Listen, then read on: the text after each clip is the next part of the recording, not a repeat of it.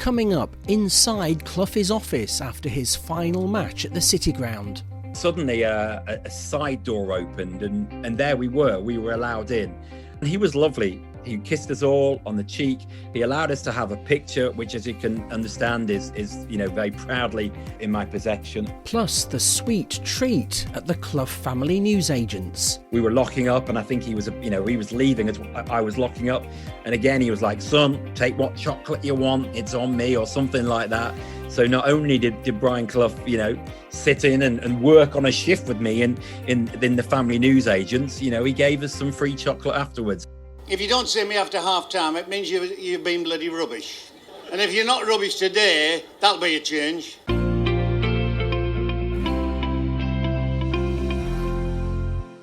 Hello and welcome along to the Green Jumper podcast, where we love to hear stories and memories from the Brian Clough era. I'm Marcus Alton, the editor of the tribute website brianclough.com. Coming up, there's another competition to win an exclusive Cloughie prize. But first, my guest today is a sports journalist who is actually one of a rare breed. He's a journalist who was invited into Cloughie's home to record a really special conversation. It's a warm welcome to Chris Ellis. Thanks for joining us, Chris. Hello, Marcus, and thanks for having me on. Well, before we get on to that recording you made at Brian's house, I've heard that you were once on the wrong end of a telling off from him. What was that all about? Yeah, I mean, as we'll talk about, there's 3 or 4 sort of Brian Clough stories, but I do wonder whether this is the funniest. I love loads of sports, football, obviously, but cricket and ice hockey too. And I'm trying to work out how old I was, but I got a telling off from Brian Clough at the cricket. We know he loved his cricket. I mean, you read many stories about him loving his cricket. And I think, I guess I was between about 9 and 11. And I used to, as soon as school finished, I used to run down to Trent Bridge. So I could probably get down to Trent Bridge for about 4 o'clock, sometimes go with my brother, sometimes go with my friends. And I think I was with a friend called James Gibbons. May or may not be true. It just feels as though it was James, and we were friends since we were kids at school. Our mum and dads were friends, and we'd go down the cricket. I mean, one thing about the cricket, I got to be honest, at that age it wasn't really about the cricket. I mean, okay, that was fun, but it was going down and eating sweets and whatever, and kind of exploring Trent Bridge. I remember we just used to love playing cricket down the side of Trent Bridge and going up in the lifts when the new stand was built. I think it was the Hound Road stand at the time. But anyway, from memory, this was in the Larwood and Vose Tavern stand, above the Larwood and Vose. And we were just probably messing around as kids do. Who knows what we were doing? And suddenly this booming voice comes out. And I remember it was something like, "Oi, son, shut up. I'm trying to watch the cricket." That's a dreadful impression, by the way. And there it was. I think, from memory, we'd probably spotted him before. And that may have been one of the reasons why we went close. But yeah, we were making too much noise for Brian Clough, and he basically told us to shut up. Yeah, you were disturbing his concentration. I mean, let's be honest, so many famous people have been on the wrong end of Brian Clough, players, managers. I mean, supporters have had to kiss and make up with him as well. We know the famous stories. But yeah, this may have been like a very minor thing in the whole Brian Clough famous stories. But yeah, I was on the wrong end of a telling off. And of course, when Brian Clough tells you off, you go quiet and you barely whisper another word. I was going to say, I bet you were quiet for the rest of the day, weren't you, after that? I think so. Even when we were probably around the other side of the ground, I think we were probably a bit nervous. I do think we kind of eked away thinking, we've just been told off by one of our heroes, because Brian Clough and people like Stuart Pearce have always been heroes of mine. But yeah, so a very strange situation as a kid, getting a telling off from one of your heroes. But I probably deserved it. I was making too much noise. Not meant to make noise at cricket. You're meant to be quiet and watch, well, certainly in those days, it's a bit more razzmatazz cricket. But yeah, in the sort of late 80s, mid to late 80s, it was kind of, you had to be quiet and just watch the cricket. Yeah, I don't know what he'd make of all the noise these days with the bands playing and the music in the 2020s and all that sort of thing. Yeah, you just feel as though that wouldn't be him. I mean, I'm quite a traditionalist at cricket, and I've had to learn to adapt, and I now love many aspects of 2020, but give me a test match over 2020 any day, but that's a different story. But yeah, you can imagine that Brian Clough wouldn't sit there and enjoy all that razzmatazz. Well, after that telling off, fortunately, you were on much better terms when you went to his house in Derby, along with Brian's loyal captain, of course, John McGovern. How did that come about? Well, you know what? The funny thing is, and you know, I'd kind of forgotten about this, and that's crazy because this should be the standout Brian Clough moment in your life. You know, I've been to his house, yet I can almost picture more as an 11-year-old boy getting told off by him. But it wasn't until you sent me the email about the fact I was at his house with John McGovern, and then I suddenly went, oh my word, I was. And it was amazing because suddenly it was this moment where I was like, crumbs, how have I not thought about that for 10 years or more, or however long it's been since it happened? But yes, but the bottom line was, I assume it was Colin Fray, the sports editor, he's been at Radio Nottingham for years. So, I mean, it must have been his idea. Could have been someone else's. You know, it's probably his or Robin Chipperfield's at the time. But the idea was, as you mentioned, John McGovern and Brian Clough. And it was for, you know, John McGovern was commentating alongside Colin Fray in those days for BBC Radio Nottingham. And they wanted the two of them to have a chat. It was ahead of a Derby game, a Forest Derby game. But John McGovern, he was not technical. He didn't know how to operate a recording machine. And so I got this call, and as I say, it all began to come back to me once I'd seen your email, and I began to sort of think about it. And I can picture now going in his house, and you know, which I'll come to in a moment. But yeah, I got the call from who I assume it was Colin Fray, but from the Radio Nottingham Sports Department, and it was like, right, we need somebody to go and hold a recording machine to interview Brian Clough. For John McGovern and Brian Clough to have a chat. You don't turn down that opportunity, do you? Obviously not. No, I mean, for a journalist to be allowed in as well. But obviously, we see Cloughie, pictures of him at the City Ground or the baseball ground. But what was it like to actually see him in his own territory, private territory, if you like?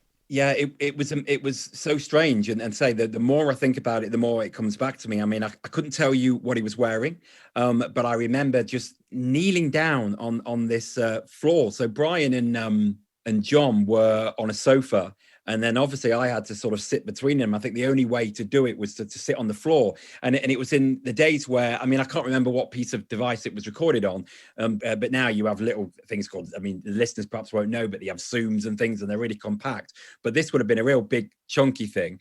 So I had a long microphone as well. And I was literally just holding the microphone kind of half, in the air really, and then moving it between John and Brian. And one of my memories of it is that, within 5 minutes, my arm was killing. And I think they spoke for 20 to 30 minutes. So you can imagine, what it was like. And in my head, I was like, I want to stop holding this microphone. But you can't tell two of the most famous people in Forest's history to stop while you readjust your microphone. I think I may have changed hands a couple of times. But the recollections I have of his house, it was a really neat and well-presented house. He was very friendly. The usual stories, asked you how you were, who you were, and stuff like that. But I was nervous. And when I listened back to the recording that you sent me, you can tell at the very start, I'm talking to myself. I can hear myself on the tape, but I'm talking to myself. So that shows how nervous I was. But yeah, I remember meeting John McGovern just a bit before. John obviously strode up confidently. Well, he seemed confident, I'm sure he was, to the front door. And there's me, a petrified 20-something-year-old, as I think I was then, going to Brian Clough's house. Like you said, how many people get to do that? I may not have interviewed him, but I was in his house. It's I still pinch myself now I think about it. Yeah, it was a really interesting conversation. And I remember Brian actually leading the chat for quite a while. In fact, he started off, didn't he, with sort of, what can I do for you then, John? Yeah, and that's fascinating as well, because literally I was talking to Colin Fray about that and saying it was clearly the piece in mind was, let's send our commentator, our summariser, John McGovern, former Forest captain who worked under Brian Clough, not just at Forest, of course, but at Derby, to have a chat with Brian. And that's what it felt like. It was two old colleagues, even friends, having a chat. But you're right. I mean, typical Cloughie, he led the way. Once kind of I'd said everything was rolling, there was no like John asking a question. Cloughie just jumped straight in. And as you say, at times he led that, John was technically the reporter, I suppose, if anything, although it didn't really feel that way. It really did feel like two people having a chat. But in real Brian Clough style, he took over and led the conversation. John got in as much as he could, of course, but it was fascinating. And I think John, he did try to tease out of Brian who he thought might win this derby match between Forest and the Rams. But obviously it was a very difficult situation for him, wasn't it, to go one way or the other? Yeah, he kind of sat on the fence, although if you remember, he did kind of say Derby weren't as good as they thought they were. I think there was a phrase, something like, or Derby aren't as good as people think they are. Yes. Which was that maybe telling? Was that in a coverted way saying I'm going for Forest? I mean, was his heart with Forest or was it with Derby County? I guess we will never know where it really was. But both sets of fans will have massive reasons for saying it was with them. And it was in the days that John Gregory was manager of Derby. Paul Hart was in charge of Forest. And of course, Cloughie had originally signed Harty from Leeds many, many years ago. And that they talked about some of the players. I mean, even a young Michael Dawson was playing for Forest then. I was going to say, so funny, you mentioned Michael Dawson. I suddenly thought, crumbs, here we are talking about a young Michael Dawson who's just made his debut. And then he leaves the club and makes the club money, and he's still here. It was just fascinating to think that interview was done when Dawson was just a little pup. And now he's the experienced player, almost like that captain, like John McGovern player. And it's just fascinating to see what was talked about all those years ago. Yeah, how time flies, eh? One question I really did like that John asked was how Brian would deal with some of the fashion statements by a few of the players who were around then. And John mentioned Freddie Ljungberg, who was with Arsenal, and how he had a red streak through his hair. And you can imagine Brian's reaction to that, can't you? Yeah, and yet, just think now, though, I mean, that was more than probably 15 years ago. And think now where they have different coloured boots, crazy hair. I mean, that's just two things, isn't it? I mean, there's John McGovern asking Brian Clough what he thought all those years ago. Yeah. And probably it's even worse now. We imagine Brian Clough, seeing his footballers on Twitter, the things that they write on Twitter, the arguments they get into. I mean, let's be honest, if there was Twitter around in Cloughie's day and Cloughie wanted to use it, he would have been brilliant. But I'm not, I suspect Brian Clough would have had to be persuaded to use Twitter. But can you imagine Brian Clough having a Twitter account? Would have been superb. Those one-liners would just fit perfectly, wouldn't they? Twitter was made for Brian Clough. Yeah. One-liners, 140 characters or whatever. You've hit the nail on the head, Marcus. There you go. Well, we'll talk a bit more in a moment, but first, news of a special offer. What I want to say very briefly, because I've been told to keep it down to 2 minutes. Now, the guy who told me that must be a bloody idiot for a start. To mark the news that my 4 Brian Clough books are in an Amazon Top 50 bestsellers list, here's a great discount just for you. I'm giving you an extra 25% off the discounted prices on brianclough.com. To qualify, just email discount@brianclough.com and you'll get access to that extra saving. Bear with us because demand is expected to be high, but email discount@brianclough.com and we'll let you know how to obtain that extra 25% off my Brian Clough books on the Tribute website. And don't forget, the range of books is helping the types of good causes that Brian and Barbara Clough supported. Back now to my guest, Chris Ellis, who's been talking about the time he went to Cloughie's home to record a special conversation between Brian and John McGovern for the BBC. But some years back, you were also fortunate to be allowed in the inner sanctum of Brian's office. How did that come about? Yes, so this is a good few years after my telling off. And he certainly didn't recognise me. He might have pushed me out the door if he had and said, "You're the lad that ruined my cricket." So if you remember, and I'm sure you do, Marcus, Brian Clough's final home game was the Sheffield United defeat when Forest sadly got relegated, which I went to and cried. And then the following Saturday was Ipswich away, which again I went to, which turned into, as you probably remember, a celebration of Brian Clough. And I just remember the Forest fans never stopped chanting. I think Forest lost 2-1, might be wrong, but I think Forest lost that day, and the Forest fans just never stopped chanting. Ipswich fans showed brilliant acclaim for Brian Clough too. But his final game, and we remember how important Brian Clough even thought reserve games were, which kind of, I don't know whether it's kind of fitting that his final game as a Forest manager with Forest involvement was a reserve game. Really can't remember who they played at home. I think it was the Tuesday or the Wednesday after that final game at Ipswich, and there was a reserve game. And I can't remember whether it was always in my plans or my mum or dad's plans to do what happened. But all I remember is going to the game. I had no idea who Forest played, the reserves, or if they won. But after the game, we stood around and waited for Brian Clough outside the ground. So we were outside the main stand in the car park. Now, at the time, his office looked onto the car park, but the windows were really high. So, there was light, obviously, that went into his office, but you couldn't see. There was a group of us, I think about 6 or 7, of which I was probably the youngest. I was at senior school by then, so 14, 15. Anyway, so we waited and we waited and we waited. And even one of the people who was waiting had a ladder, and he put the ladder against the wall of the office of the main stand that looked out and looked in. And he went, yeah, Clough is in there. There's a few other people in there as well. Oh. I don't know whether anyone saw him. He came down. I remember somehow someone from the club was aware we were there and said, Brian is aware that you're here. And I feel like we waited 2 hours. Could have been more, could have been less. It feels like 2 hours. And suddenly a side door opened, and there we were allowed in.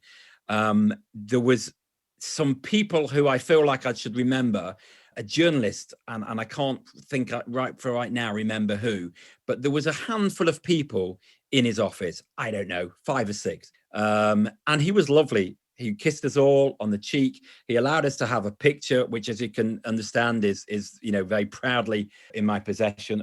But yeah, there's me and Brian Clough with my pinstripe Forest shirt, because that was the pinstripes in the year that we that we went down. Yeah. And we were probably in there no more than 10 minutes. He gave us a few minutes of time, and then just before we left, he said it was great. And I don't know whether it was my cap or someone else's. He said, I'm going to try and chuck this cap onto this clothes peg.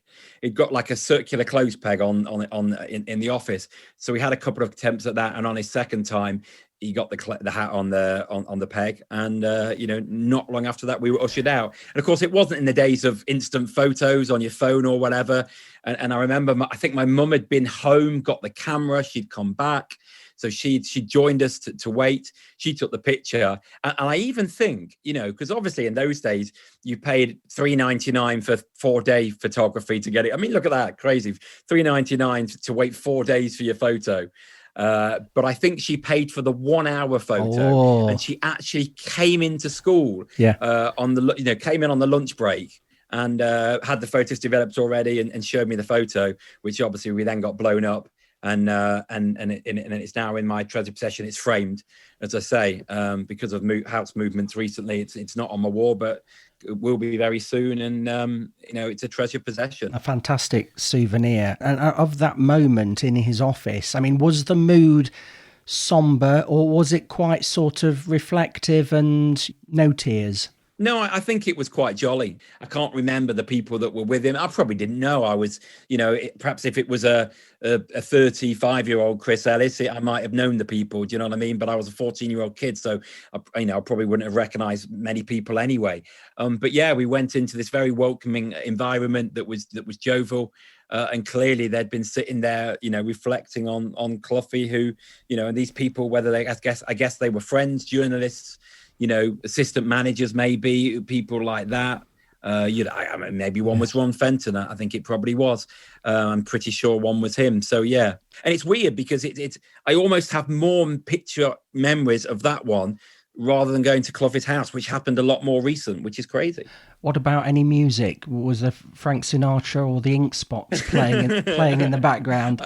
I don't remember. I'd love to tell you that we went into My Way being played out, blasted out probably, but no, I can't remember.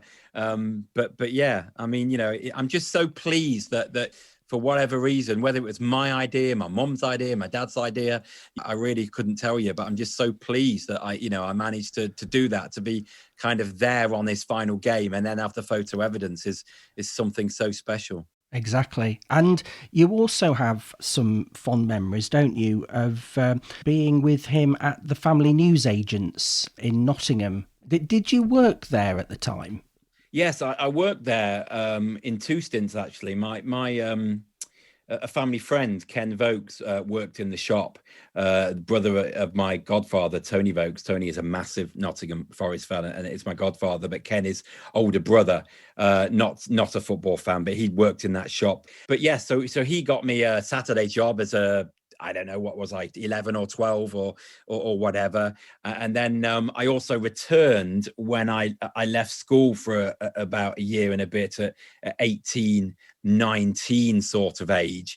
And that's when my biggest memories of Cloughie are, because obviously that it was a family-run newsagent, effectively run by Simon, his son, great fella, really great boss to work for. I still love walking in the shop now to see Simon and have some wonderful conversations with him whenever I manage to pop into the newsagents. Cloughie, very rarely did Brian Clough come in, but my biggest memory is he came in one Sunday, and you can imagine on a Sunday, not many staff worked in the shop. There was just me and one other girl. And and when he would come in, he would come up on an unannounced. You didn't know he was coming. So I guess I was in charge that day. I had opened up the shop at 6 o'clock, got the papers ready, and the other member of staff probably came in about 9. And Sundays in a newsagents weren't that busy. But he just turned up. And he just didn't really, and again, this is another memory that sticks. He didn't really say anything. Hello, son. Hello, young lady. And he got a chair. Yeah. And I kid you not, he got a chair and he sat in the middle of the shop. So coming in, you couldn't avoid him. It wasn't like he was to one side. You literally had to go left or right of him. So yes. You can imagine some people walked in. I mean, was there anyone who didn't know who he was? You would struggle to believe it. Yeah. So either people were too scared to talk to him, or perhaps they weren't a football fan and didn't want to talk to him. But the amount of people that did, and he sat there and he talked to everybody that came in. Very briefly. I mean, again, people come in and see Brian Clough, they're probably too startled. Yes. So he sat there for a good hour, I would say. And I remember he helped tidy up some chocolate. We were, on Sunday, you can stack the shelves and stuff, and you can put extra, get the chocolate out. And again, you hear stories from players about, their wives getting lots of flowers or chocolates from his shop. And I can, tell a side of that. At the end of the shift, we were locking up, and I think he was leaving as I was locking up. And again, he was like, son, take what chocolate you want. It's on me, or something like that. So not only did Brian Clough, sit in and work on a shift with me in the family newsagents, he gave us some free chocolate afterwards. And again, I mean, it was crazy. 4 Brian Clough stories, which are all quite strange in their own way. Yeah. I think if I was, in those days, I was less confident. You grow up and you get to be more of a confident character, and you have to have confidence if you want to do a job in the media, although there's still times when I find myself nervous and shy as anything. But I think if I met him today, I would probably go, God, I really wish I could meet him today. Don't we all? But I'd probably go, do you remember that time when I was 10 and you told off the young lad at a cricket game, and then have a laugh with him? But yeah, so again, to see the interaction of all the fans coming in and the look on their faces, because some fans would have known that was his shop, and even the ones that knew it was his shop probably never expected to see him in there. And the startled look on the faces was something to behold. Yeah, I remember seeing him on that stall in the newsagents as well, and having a chat. Wonderful memories. And yes, I think if he did see you now, he'd probably say, "Stop making all that noise." He probably would. He'd probably go, stop wittering away or something like that. Get your haircut. That's what he'd say. He would say, get your haircut. Well, it's been absolutely fantastic reminiscing with you, Chris. Some lovely Cloughie memories there. Thanks very much for joining me. And thanks for asking. It's been real fun.